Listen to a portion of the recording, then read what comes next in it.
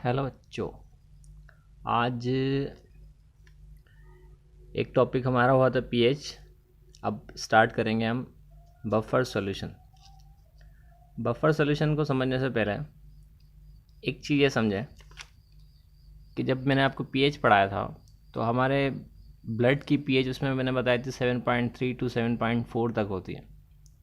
अब देखें, हम बहुत सारी ऐसी चीज़ें खा रहे होते हैं, फ्रूट्स खाते हैं, बाहर से समोसा वगैरह खाते हैं।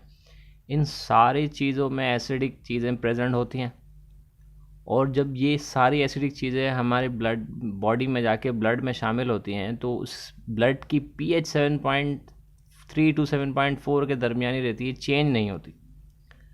तो क्यों चेंज नहीं हो रही होती? हालांकि हम इतनी एसिडिक चीज़ें खाते हैं, हम लेमन भी खाते हैं, हम फ्रूट्स बहुत सारे खाते हैं, उन सब में एसिड प्रेजेंट होता है। Vitamin C is also known as ascorbic acid. तो ये एसिड जब हमारी बॉडी में जा रहे हैं तो ये हमारे ब्लड की पीएच को बढ़ाते क्यों नहीं है? इसलिए नहीं बढ़ाते हैं क्योंकि हमारा जो ब्लड है वो खुद एक बफर सॉल्यूशन होता है। इसलिए बफर सॉल्यूशन की जो डेफिनेशन है वो ये है, बफर आर दो solution which resist in the change of pH. मतलब वो सॉल्यूशन होते हैं जो पीएच की किसी भी सब्सटेंस की पीएच को चेंज होने नहीं देते, रेजिस्ट करते हैं, रोकते हैं। ऐसे सॉल्यूशंस को हम कहते हैं बफर सॉल्यूशन। अब बफर एक्शन क्या होता है? वही resistance of the solution to change the hydrogen ion concentration.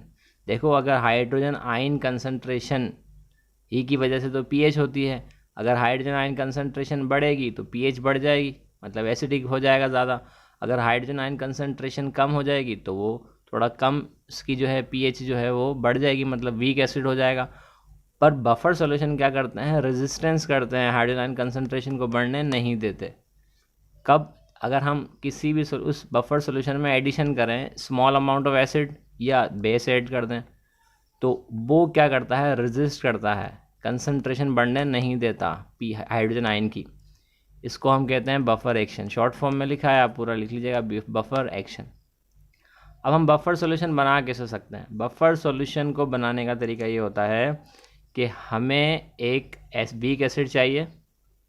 इस वीक एसिड से जब हम न्यूट्रलाइज करेंगे तो जो सॉल्ट बनता है वही सॉल्ट, यानी ये वीक एसिड है, इसी एसिड का ये सॉल्ट यानी सोडियम एसिटेट, एसिडिक एसिड, और ये इसका सॉल्ट है सोडियम एसिटेट।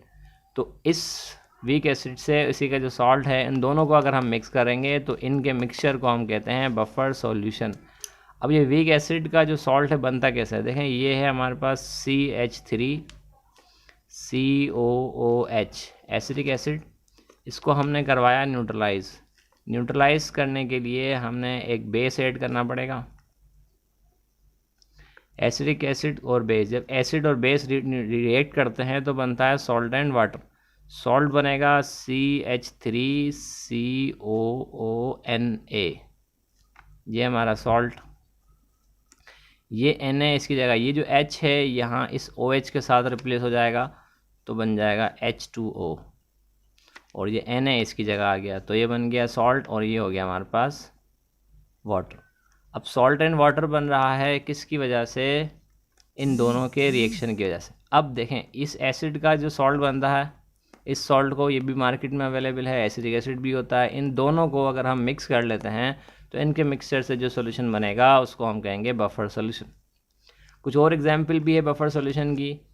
अमोनियम हाइड्रोक्साइड और अमोनियम क्लोराइड को मिक्स करें, बफर सोल्यूशन होता है। फॉर्मिक एसिड और सोडियम पोटाशियम फॉर्मेट को अगर हम मिक्स करें तो हमारे पास बफर सॉल्यूशन बनेगा। कार्बोनिक एसिड और सोडियम कार्बोनेट, इन दोनों को मिक्स करें तो हमारे पास बफर सॉल्यूशन बनता है। ठीक है, अब बफर सॉल्यूशन काम कैसे करता है, ठीक है, वो समझते हैं। अब बफर सॉल्यूशन काम करने के लिए आपको इस रिएक्शन के मैकेनिज्म को समझना पड़ेगा। The dissociation of reactant is given below. सबसे पहले हमने दो जो उनको मिक्स कर रहे हैं इनकी डिसोसिएशन कैसे होती है। एसिडिक एसिड का ये H+ अलग हो जाता है तो ये पूरा चार्ज बन गया नेगेटिव, ये +1 और ये -1। उस तरह दूसरा जो हमारा मिक्सचर में मिक्स कर रहे हैं हम सोडियम एसिटेट को, इसको जब हम मिक्स करते हैं तो इसमें चार्ज बनता है -1 और सोडियम के ऊपर +1। अब ये पूरा मिक्सचर है, इसमें इस तरह के आयंस प्रेजेंट हैं। अगर हम इसी मिक्सचर में, इस सॉल्यूशन में small amount of acid add करें एसिड के अंदर से निकलेगा H+, वो H+ अंदर जो पहले से आयंस प्रेजेंट हैं इनके साथ रिएक्ट कर लेगा, तो ये एसिडिक एसिड बन जाएगा। मतलब H+ अकेला होगा ही नहीं, रिलीज होगा ही नहीं, बल्कि इससे रिएक्ट कर लेगा। जब वो इससे रिएक्ट कर लेगा तो H+ आयन नज़र ही नहीं आएगा, इसलिए मतलब वो उसने H+ आयन को रिलीज़ होने दिया ही नहीं, बल्कि एड रिएक्शन कर लिया और वो ये बन गया एसिडिक एसिड। अब जब वो ये बन चुका है तो H+ की क्वांटिटी आई नहीं, वो तो इसके साथ मिल गया, तो H+ की क्वांटिटी बढ़ी नहीं है, मतलब pH चेंज नहीं होगी। If small amount of base is add, base से हमें मिलता है OH। अब अगर OH हम ऐड करेंगे तो अंदर जो पहले से एसिडिक एसिड प्रेजेंट है वो OH इस H के साथ, जो पहले से जो H प्रेजेंट है ये वाला, इस H के साथ क्या कर लेगा, वो रिएक्ट करके वाटर बना देगा। अब जब वो वाटर बना देगा तो अगेन OH की क्वांटिटी बढ़ेगी नहीं, जब H+ की भी क्वांटिटी बढ़ेगी नहीं तो pH क्या होगा, चेंज नहीं होगा।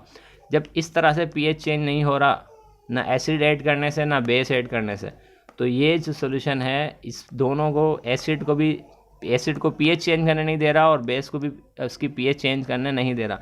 It's mean the solution resist change in its pH by addition of acids or base, acid or base, hence it is buffer solution। मतलब इट्स ये जो क्या कर रहा है, जब हम एसिड ऐड कर रहे हैं तो एसिड का H+ वो रिएक्ट कर लेता है, H+ को रिलीज होने नहीं देता। इस तरह बेस के साथ जो OH आएगा वो भी उसके साथ रिएक्ट कर लेगा, OH को भी रिलीज होने नहीं देगा। ना तो एसिड की क्वांटिटी बढ़ेगी ना बेस की क्वांटिटी बढ़ेगी, इस तरह pH चेंज नहीं होती। इसी सोल्यूशन को, ऐसे मिक्सचर को जो एसिड के बढ़ने से या बेस के आने से वो उसके साथ रिएक्ट कर लेते हैं, इसकी क्वांटिटी H+ आयन की क्वांटिटी को चेंज होने नहीं देता, इस तरह के सोल्यूशन को हम कहते हैं बफर सॉल्यूशन। ठीक है, तो बफर सॉल्यूशन, हमारा ब्लड जो है वो खुद एक बफर सॉल्यूशन होता है, क्योंकि हम जितने भी एसिडिटी चीज़ खा रहे होते हैं, बेसिक चीज़ें खा रहे होते हैं, वो हमारे एसिड और बेस के H+ और OH आयन कंसनट्रेशन को बढ़ने नहीं देते। जब बढ़ने नहीं दे रहे हैं इसका मतलब ये हुआ कि वो एक बफर सॉल्यूशन है। और बफर सॉल्यूशन याद रखिएगा बनता कब है, इस वीक एसिड और उसी से जो सॉल्ट होता है उसके मिक्सचर से, तो हमारे पास बनेगा बफर सॉल्यूशन। सिर्फ वीक एसिड ना हो, जैसे अभी हमने बताया ये जो वीक बेस है इसी का जो सॉल्ट है, तो वीक बेस और उसी के सॉल्ट से भी जो सोल्यूशन बनेगा, ये बेस है और ये इसका सॉल्ट है। इस तरह ये वीक एसिड है और ये उसका सॉल्ट है, इस तरह ये भी वीक एसिड है, ये उसका सॉल्ट है। इनके वीक एसिड और उसी के सॉल्ट से जो मिक्सचर बनेगा उसको हम कहते हैं बफर सॉल्यूशन। और बफर सॉल्यूशन का काम क्या होता है, बफर आर दो solution which resist in the change of pH। Okay, तो अब बफर को भी आप अच्छी तरह पढ़ें, बाकी आप कॉपी करें, ये भी सारा कॉपी कर लें, पेपर में आता है, इंपॉर्टेंट क्वेश्चन है। इसके साथ साथ आप इसकी जो डिसोसिएशन है वो डिसोसिएशन को भी आप कॉपी कर लें, ताकि आपको जो है वो नोट्स बन जाए। ठीक है बेटा, ओके। अगर आपको इससे रिलेटेड कोई क्वेश्चन हो, अगेन आप व्हाट्सएप ग्रुप के अंदर क्वेश्चन पूछ सकते हैं। ओके, अल्लाह हाफिज़।